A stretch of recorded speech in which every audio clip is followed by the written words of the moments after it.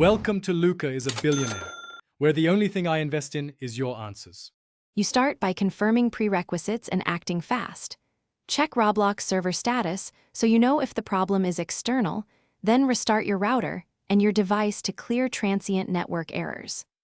Once done, switch to a wired Ethernet connection or a mobile hotspot to isolate local Wi-Fi problems and close background apps that consume bandwidth. Make sure to log out of Roblox and back in so the client refreshes its session tokens and handshake with Roblox services.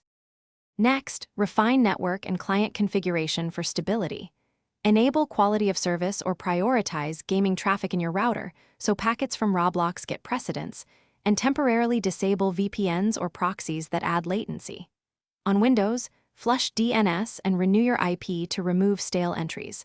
On other systems, perform equivalent steps. Once done, lower Roblox graphics and physics settings to reduce strain. Make sure to close other network-heavy apps so latency and packet loss drop during play. To finish, reinstall or update the Roblox client to repair corrupted files and ensure compatibility. Once done, verify your NAT type is open and enable UPnP or forward required ports to avoid dropped connections.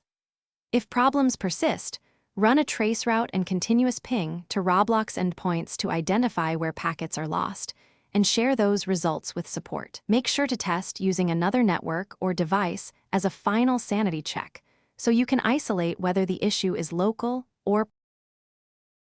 Thanks for watching and please subscribe. It's the best investment you'll ever make.